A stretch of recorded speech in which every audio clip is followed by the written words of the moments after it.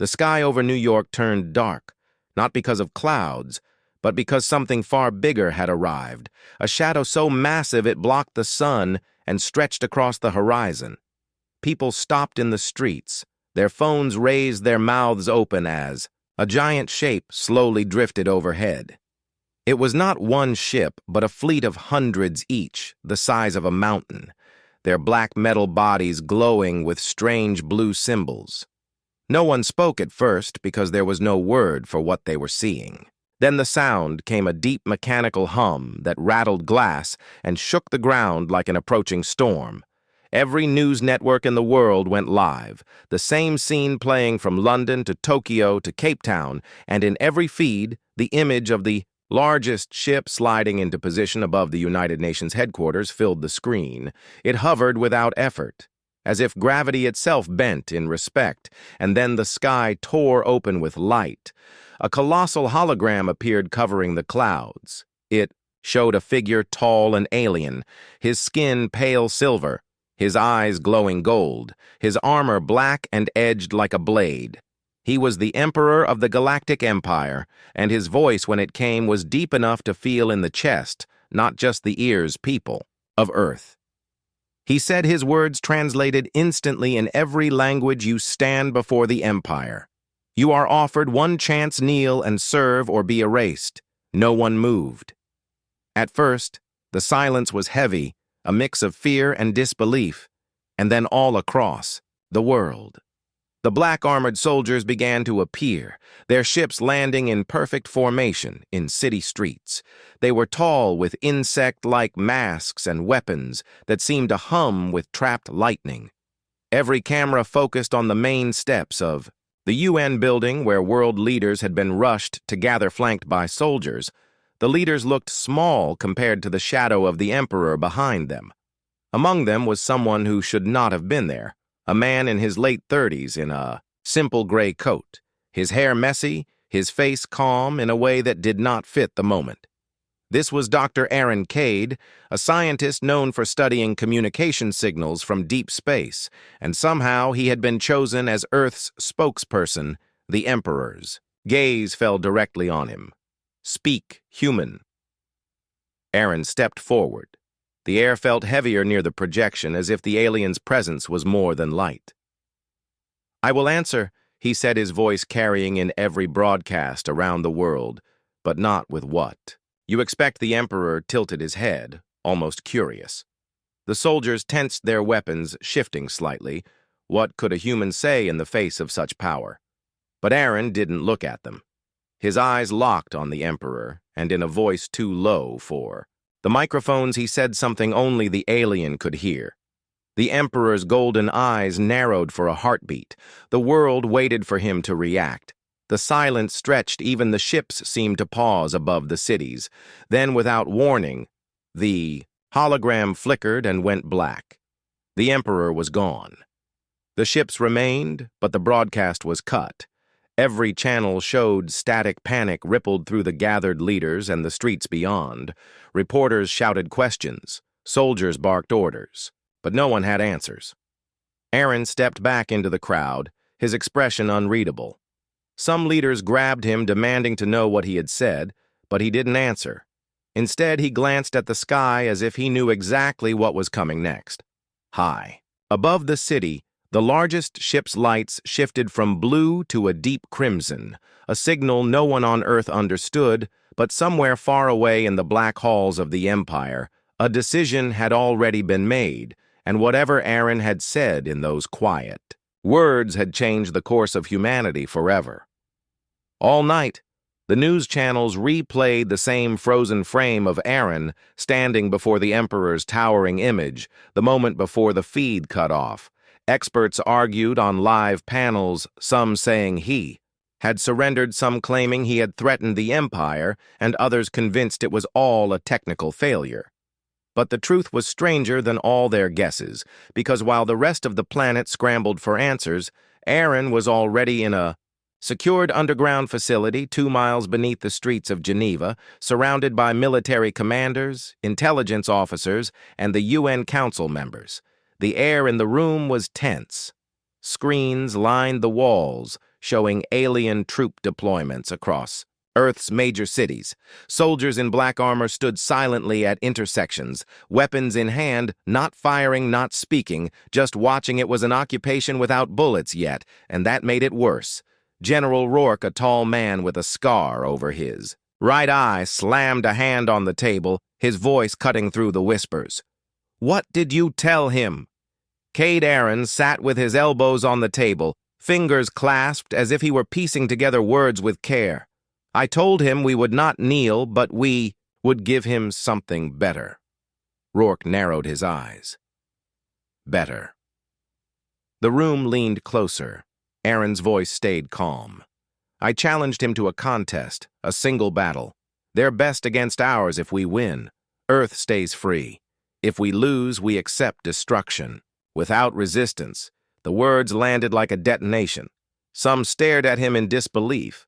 Others cursed aloud. The French ambassador's face went pale. "You gambled with the entire planet without our consent." Aaron finally looked up at them all. This wasn't a gamble. It was the only way to make them hesitate. "We can't win a war against their fleet, but we might win something else. Curiosity." The Chinese delegate spoke coldly. "Why would the Emperor agree to this?" "Because I made it sound like a game. And the powerful love games," Aaron replied quietly. "He thinks we are insects. But he also wants to humiliate us in front of the galaxy. The contest will be broadcast to billions in his empire. The humiliation will be sweeter if we fail on their stage." The American president's voice came through the secure line. "You bought us what time?" 30 days, Aaron said flatly. "He chooses the location, the rules, everything, but we have 1 month to prepare." The room erupted again with overlapping voices, arguing about weapons alliances and impossible odds, until Aaron's voice cut through louder than before. "We cannot fight them with strength. We have none to match. We fight them with what they don't understand, unpredictability." A younger officer, at the edge of the room, leaned forward. "And what exactly is the plan?" Aaron's eyes glinted faintly.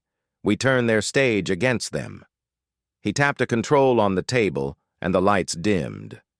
A holographic projection appeared showing an enormous arena, built on the surface of a barren moon, its walls shifting, its floor littered with strange hazards, towers that moved like clockwork, the whole structure like a living machine. "That is where they will take us," he said. "It is not just a battleground. It's a spectacle, and every spectacle can be hacked." The words sent a murmur through the officers and diplomats. One woman at the far end, a pilot named Maya, kept her eyes locked on the arena image. Her expression unreadable. Aaron noticed, but didn't mention it. Instead, he explained the recruits he wanted. Not just soldiers, but hackers, engineers, athletes, climbers, street fighters, anyone who could think in ways an alien warlord could not. Rourke frowned. "You want to throw civilians into this? That's exactly why we have a chance." Aaron answered, "They won't predict them." The discussion dragged deep into the night with more protests, more fear and more disbelief. But by dawn, the council reluctantly gave him control over the preparation. A list of volunteers was already forming from military bases, universities, and even prisons. By midday, the alien fleet above Earth shifted position. One of the smaller ships breaking away and vanishing into the void, somewhere far across the galaxy. The Emperor's advisors questioned his decision to indulge a primitive species, but the Emperor's golden eyes carried the same glint as Aaron's had in Geneva, amusement mixed with calculation. He had no doubt humanity would fail, but something in the human's quiet defiance lingered in his mind, like an itch he could not scratch. And far below on Earth, Aaron stood in the training hall watching the first group of recruits arrive, knowing that in 30 days they would stand not just for their planet, but for the idea that even the smallest voice could challenge the greatest throne in the galaxy. The training hall was an old aircraft hangar on the outskirts of Geneva, its massive doors sealed shut, guarded by soldiers on the outside and hidden security systems on the inside. Inside, the air was thick with the smell of metal and sweat. The sound of boots on concrete and the sharp crack of training weapons echoed across the space. Aaron stood on a raised platform looking down at the group that had been assembled.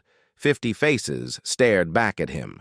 Soldiers with hard eyes, hackers with restless hands, athletes who looked out of place next to armored Marines, and people who didn't seem to belong at all. A street fighter with tattoos down both arms, a climber who had once scaled the Eiffel Tower without ropes, a chess champion barely.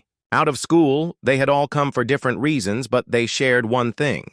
None of them wanted to kneel to the Empire. "You have 30 days, Aaron began. "No one here will survive this. If you think like humans, you must think like something. The Empire has never seen something they cannot predict." He pointed at the holographic projection behind him, the arena's shifting walls and moving towers turning slowly in the air above their heads. "This place is not just a battlefield. It is a trap.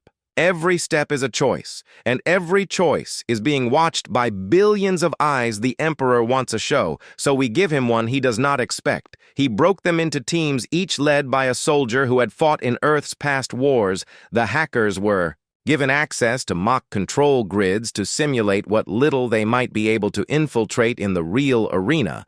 Athletes and fighters were pushed into obstacle courses that shifted without warning, testing balance, speed, and reaction in the far corner. Maya worked silently on a console, eyes fixed on the arena's digital blueprint. She rarely spoke, but when she did, it was direct and precise. Aaron noticed her skill with the systems almost immediately, and suspected she knew more about hacking, alien tech, than she admitted. Days blurred into nights, drills turned harsher, food became rationed, and sleep was scarce. Aaron pushed them with calculated cruelty, knowing that fatigue revealed a person's true breaking point, but still there was. A shadow in the hall. Spies from the Empire had been sighted in the city, strange figures slipping into crowds, leaving no trace. Equipment was found tampered with once a training drone exploded during a simulation, narrowly missing 2 recruits. The explosion was written off as an accident, but Aaron knew better. He ordered constant checks but told no one outside his trusted circle, not wanting to fuel panic. On the 10th day, Maya stayed behind after drills, her fingers dancing across the console. As lines of alien code flickered on the screen, Aaron approached quietly. "You've been inside their systems before, haven't you?" She didn't look up. "I might have come across a few things when their scout ships first arrived. I was in one of the network relays. I saw how their comms pulse in sequence." Aaron watched her carefully. "Why didn't you tell the others?" "Because if they knew, they'd try to use it now and the Empire would see it coming." Aaron nodded, understanding her silence as caution, rather than disloyalty. From then on, they met in secret, after the others had gone, combining what she knew with what he guessed about the arena's systems. On the 20th day, the Emperor's message arrived not to Earth's leaders, but directly. To Aaron, a beam of golden light filled the hangar for a moment, before forming into the Emperor's holographic form, his voice deep and cold. "Your people prepare for a battle they cannot win. I will give you this human, so you may savor your final days. The location will be the obsidian maze. You will bring only what you can carry, and you will face my champion before the galaxy." He vanished without waiting for a reply. The recruits stared at Aaron, some pale, some trembling, but Aaron only said, "Then we train harder." The last week became a blur of chaos, simulated traps, exploding walls, drones attacking without pattern. The recruits learned to think sideways, to improvise in seconds, to use the environment as a weapon, and still, every night, Aaron and Maya worked in the shadows, building a hidden advantage they could carry into the arena. On the 30th day before dawn, the alien transport arrived its hull, a dark mirror swallowing the hangar's lights. The recruits boarded in silence, hearts pounding. The ship rose through the atmosphere into the endless black of space and far ahead. On a dead moon, the obsidian maze waited, shifting its walls in the pale light like a living thing, hungry for what was coming. The obsidian maze rose. From the surface of the dead moon, like a colossal black fortress, its walls glistening under the pale light of a distant sun. The arena was bigger than anything the recruits had imagined, miles of shifting corridors, towers that rotated on hidden mechanisms, floors that tilted without warning, and great chasms opening and closing. Like the mouth of some sleeping beast above it all hung a massive ring of cameras and drones, broadcasting the scene to billions across the galaxy as the transport ship descended. Aaron could feel the eyes of the Empire pressing down on them even from orbit in the docking bay. The air was cold and dry. Every sound echoed against the metal walls. The recruits stepped out one by one onto a platform suspended, high above the maze, looking down at the labyrinth that would soon decide the fate of their world. The Emperor was already there. Seated in a raised obsidian throne at the far end of the arena, his golden eyes fixed on Aaron beside him, stood the champion, a towering figure of muscle and armor. The warlord's skin a deep crimson, his face hidden behind a mask shaped like the skull of some alien predator. His weapon a long, curved blade that hummed with energy. He had never been wounded in combat. The crowd adored him the moment the warlord stepped forward. The arena's stands erupted in a deafening cheer. The Emperor raised one hand and the noise died instantly. His voice rolled across the maze. Let the galaxy witness the fall of Earth. The platform beneath the humans jolted and began to descend into the heart of the maze. Walls of black stone rose around them, cutting off the sky above. A loud metallic clang signaled the start. The maze shifted its walls, sliding like giant doors, blocking paths and opening others. Aaron's voice came through the comms. Keep moving, no straight lines. No patterns. The recruits scattered into small teams, vanishing between the walls. The air inside the maze was stifling. The black stone seemed to drink in the light. Their boots scraped on floors that weren't always solid. More than once, someone stepped forward, and the ground dropped into darkness. Mechanical drones swooped from above, firing bolts of energy that seared into the stone and exploded in bursts of heat. The recruits used cover where they could, ducking into alcoves, darting across narrow bridges. Maya stayed close to Aaron, her small pack carrying the modified device they had built in secret.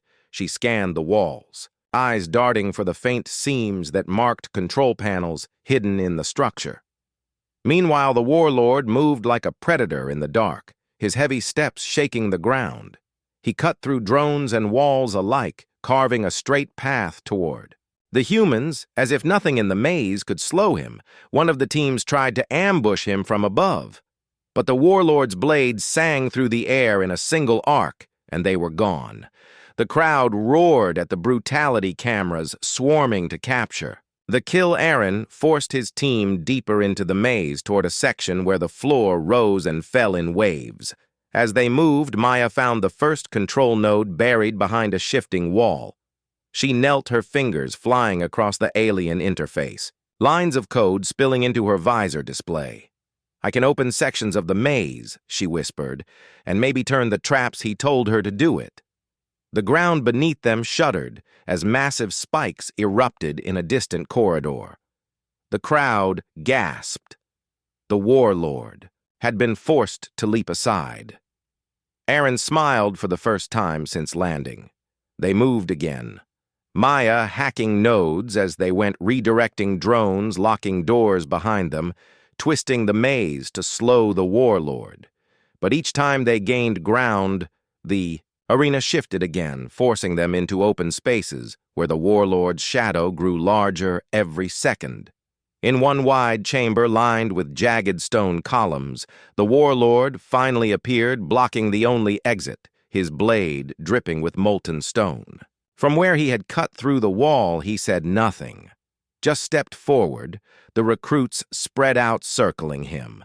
Aaron kept his eyes on the floor, waiting for the faint glow of the next control node. Maya spotted it across the chamber, but getting to it meant crossing open ground. The warlord struck first, his blade tearing through the air in a horizontal sweep. Aaron shoved Maya aside, the heat of the weapon grazing his coat.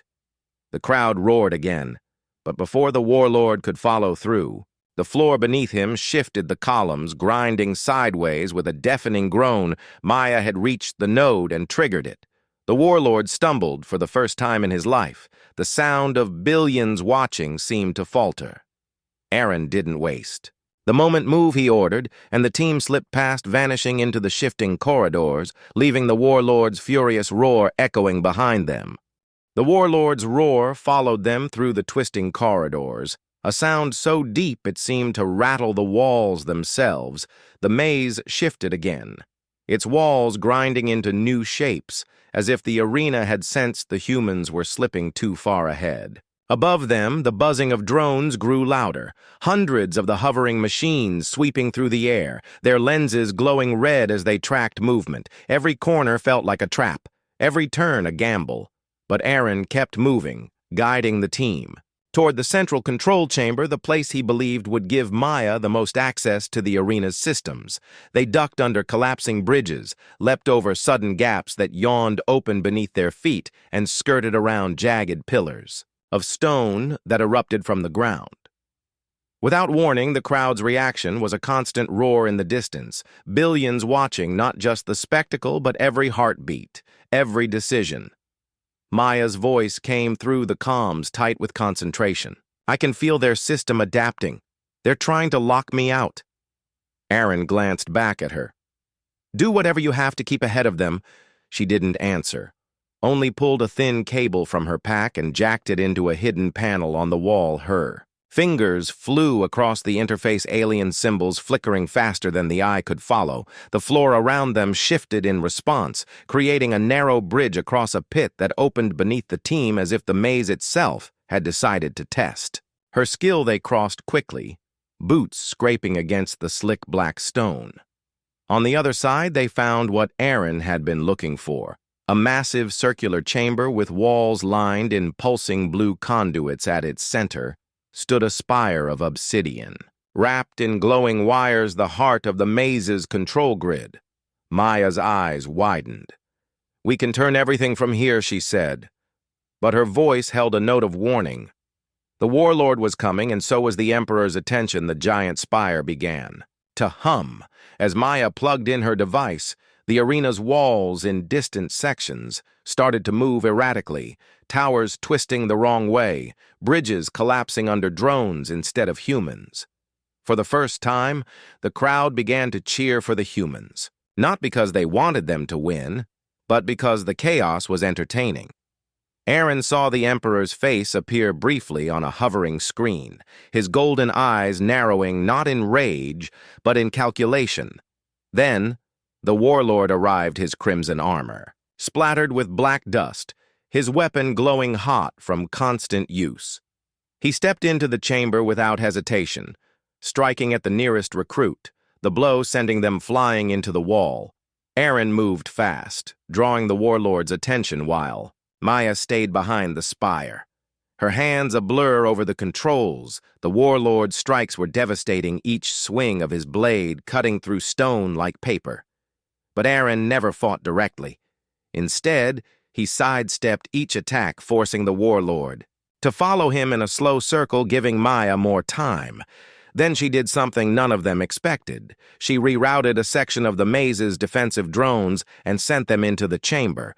Their targeting systems altered so they saw the warlord as the primary threat. The first drone fired a burst of energy that splashed harmlessly against his armor, but staggered him.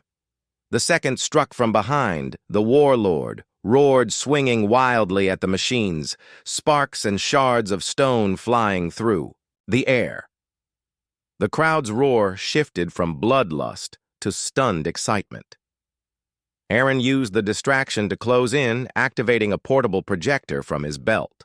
The device connected to the spire, and suddenly the Emperor's private communications flashed on every arena screen across the galaxy. The audience saw him ordering the warlord not just to kill, but to prolong the fight, to make Earth's death slow, and humiliating gasps and shouts erupted in alien tongues across the stands as the truth spilled into every home in the Empire. The image of their perfect ruler cracked before their eyes. The warlord realized too late what had happened, turning his fury back on Aaron. But the moment was gone. The humans had already slipped into the tunnels beyond, leaving the chamber behind and taking the crowd's belief with them. The Emperor's voice boomed across the maze, "Enough. This ends now." His words vibrated in the stone and the air. The crowd fell silent as the warlord's roar echoed one last time, chasing the humans toward the arena's final gate, where the Emperor himself was waiting. The final gate loomed ahead, a wall of black stone taller than any building on Earth, carved with alien runes that shimmered like fire. In the dim light, the ground shook with each step as the warlord closed in behind them. His armor dented his weapon, still glowing with the heat of endless combat. Beyond the gate, the Emperor stood alone. No guards, no throne, just his towering figure. Framed by the shifting sky of the dead moon, his golden eyes locked on Aaron. The gate split open with a grinding roar, and the humans stepped into the open. The air here was colder, sharper, as if the moon itself was holding its breath. The warlord stalked forward, ready to finish the job, but the Emperor raised a single hand, and the champion stopped at once.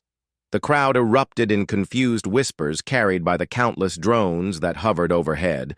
"I will end this myself," the Emperor's voice rolled across the arena like distant thunder. Aaron stepped forward unarmed. His coat torn, his face streaked with dust, he met the Emperor's gaze without flinching. "You came here to prove we are nothing," he said, "but now the whole galaxy sees the truth." The Emperor's eyes narrowed. "You speak too much. Human, perhaps your kind needs silence." Aaron shook his head. "Silence is your weapon. You conquer worlds and erase their voices, but today we speak so all can hear." With a nod to Maya, the final part of their plan came to life. The control nodes she had seeded through the maze linked together, and the arena's walls became giant screens on them. Images appeared not of humans, but of the Empire's victims, cities reduced to ash children. Hiding from soldiers, prisons filled with the broken faces of those who had resisted the images rolled one after another, the cries of the conquered worlds echoing in the chamber. The crowd shifted restlessly, their cheers gone, replaced by murmurs. The Emperor's jaw tightened, but he did not move. Aaron took another step toward him. "You could kill us now and keep your throne. But the galaxy will remember this moment, and every ruler fears the day their people remember the Emperor's gaze. Flick to the stands to the thousands of alien faces now watching. Not the fight, but him. For the first time in centuries, he felt the weight of their judgment. He could crush these humans with a thought, but doing so now might make him look weak, desperate. The warlord stepped forward, growling low in his throat, but the Emperor raised his hand again, holding him back. Aaron's voice dropped lower so only the Emperor could hear. "If you walk away, you keep your power. If you kill us here, you start a war with every world that saw this." The golden eyes locked on him for a long moment. Then the Emperor turned his back to the crowd, his voice cold and measured. "Earth is unconquerable. Let it be known across the stars." A ripple went through the stands as the words echoed from drone to drone. The warlord stiffened in shock, but obeyed the silent order to stand down. The Emperor stepped through a portal of swirling light, vanishing from the arena. The warlord followed without a word, leaving the humans alone in the vast open floor. The silence lasted only seconds before the crowd erupted in a roar unlike anything before, not a cheer of mockery, but of respect. The drones whirled above, capturing every angle of the battered group standing. victorious at the heart of the Empire's greatest stage. Aaron looked at Maya and the others, their faces pale but alive. "We didn't win because we were stronger," he said quietly. "We won because we refused to play their game." The transport ship arrived. Minutes later, lifting them from the moon back into the dark silence of space below the shrinking arena. The crowd still shouted their names on Earth, the streets filled with people cheering, waving flags, embracing strangers. But Aaron's thoughts were far away in the quiet of the ship's cabin. He replayed the moment the Emperor hesitated, the sliver of doubt that had cracked the unbreakable throne. And as the stars slid past the windows, a message came through on a private channel. Its origin. Unknown, its words short but heavy with promise. "We saw what you did, we are ready.